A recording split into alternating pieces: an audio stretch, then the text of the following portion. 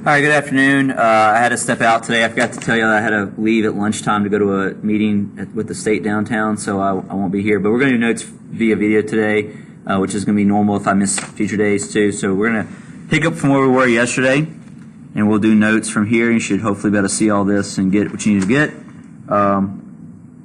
So we started with John Adams' presidency yesterday. We said that he won by a narrow margin, and he is a Federalist. And his main opponent was Jefferson, who was a Democratic Republican. And the sitting vice president did win by a margin of 3 electoral votes. But the downside is that Jefferson now becomes a VP, and so you have this conflict or controversy of having these two guys having to go against each other, and be the president, vice president, which is not what the founding fathers intended. We also said that Adams was the first to move into the White House in 1800, the last year of his administration, when Washington, D.C. was being built. So the event we want to talk about first is the XYZ affair. Much of Adams' presidency is still dominated by the whole European war situation, except now the French have become more hostile in the late 90s, and they began to not only stop ships and look for cargo, but also attack them at sea. So we send diplomats to go out to France to basically try to say, hey, please stop attacking our ships, which this is the XYZ affair.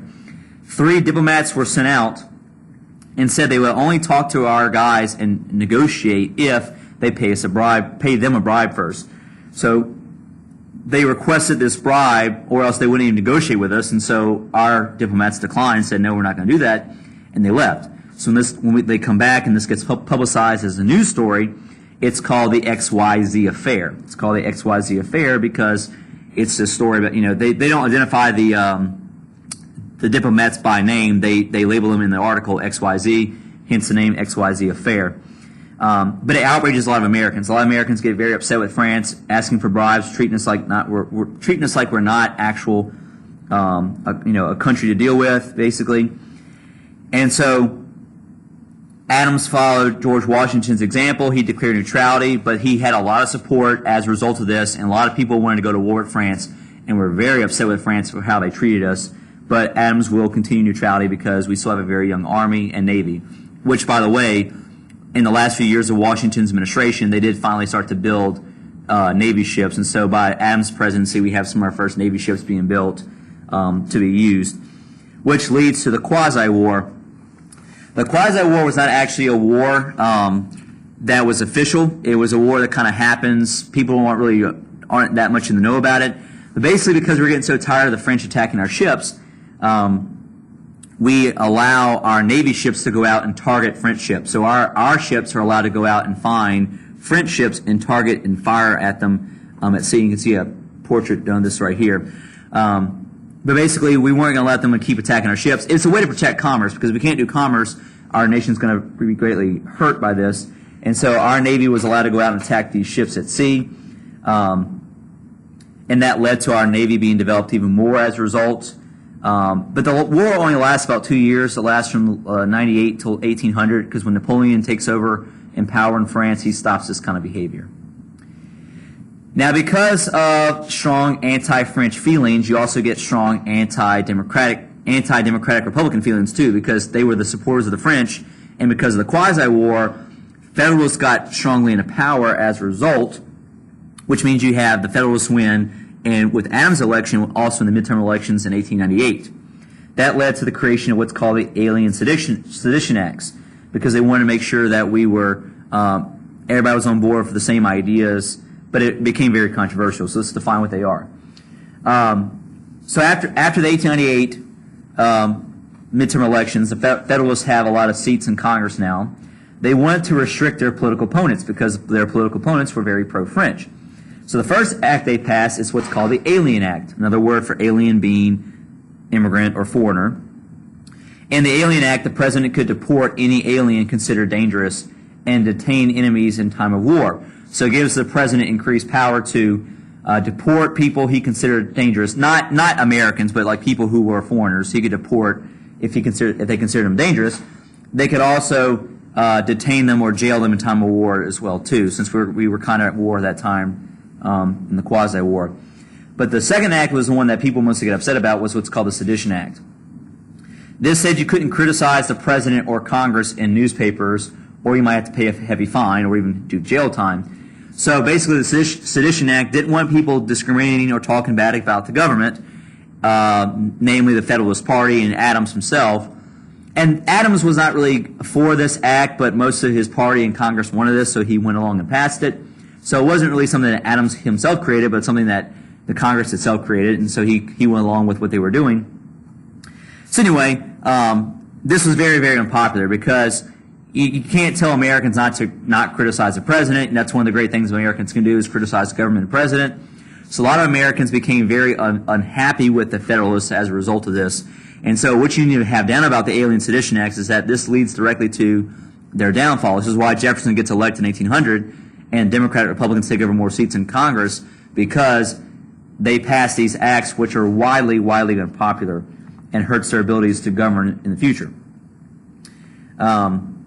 So the Alien Sedition Acts directly lead to what's called the Kentucky and Virginia resolutions.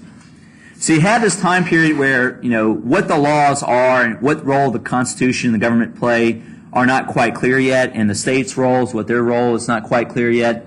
And so some states didn't like the law so much, they just said, we're not going to follow them. So that's what the Kentucky and Virginia resolutions were. These two states had their legislatures nullify the Alien Sedition Acts, which means if you nullify something, it means you don't follow it, you don't pass it, you don't acknowledge it.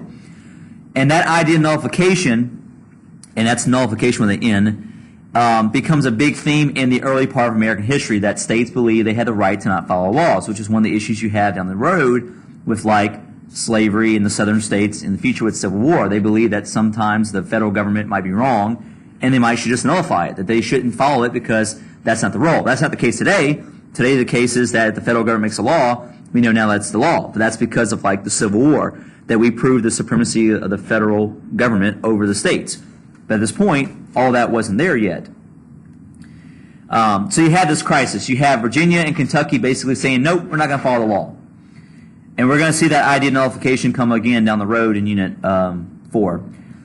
The crisis ends because of a few reasons. Number one, the crisis ends because the Federalists lose their majority in 1800. So the Democrats win in 1800 after they pass this law, and so they're going to quickly work against this. Number two, the acts expired or got repealed. So basically, as soon as they got made, they expire or repeal themselves by 1800, 1801. And then three, when John Marshall becomes the Supreme Court Chief Justice in the early 1800s, he will assert the power of the court as the final decision maker for what is legal, what is not legal. So no more of the states versus like federal government who decides what. The courts are going to assert themselves pretty quickly after this as in terms of like who gets to decide what's important, what's not important. But that whole relationship between what's the role of the state government versus role of the national government is still very much unsure and up in the air, and that doesn't really get resolved well until closer to the Civil War time. All right, so the last thing is the election of 1800. There's a handful of elections you need to be aware of in APUSH in general or American history. This is the first major one you need to be aware of. So not Washington's or Adams, because they got elected pretty easily. But the first major election is the 1800 election. Why? Because it's the first peaceful transfer of power. We already know that Adams is not going to win because of the unpopularity of the Federalists at the time. So the whole party takes a hit, and so Adams loses the presidency to Jefferson. But the importance of this election is it shows that we could peacefully transfer power between parties without any bloodshed. Because you look at France at the same time, France had all this exchange of power. You see happen in Latin America. People are dying whenever their people are taking over office and stuff, because sometimes there's rebellions or revolts. And so it shows that we could peacefully transfer power just like we do today. Like today, every time there's an election, you go Democratic, Republican, or vice versa, we peacefully transfer power. So this is also called the Revolution of 1800 because of the same situation, because we peacefully transfer power and there was no bloodshed. The problem was, another thing that people complain about with the Federalists was that they didn't like the taxes. The Federalists liked higher taxes to help cover things like the military size, the Navy, and the Army, and they didn't care for that. So not only did the Alien Sedition Acts hurt them, but also the taxes that helped support their military. The problem was the results were not Jefferson went out right. So actually Thomas Jefferson and Aaron Burr both Democratic Republicans tied for the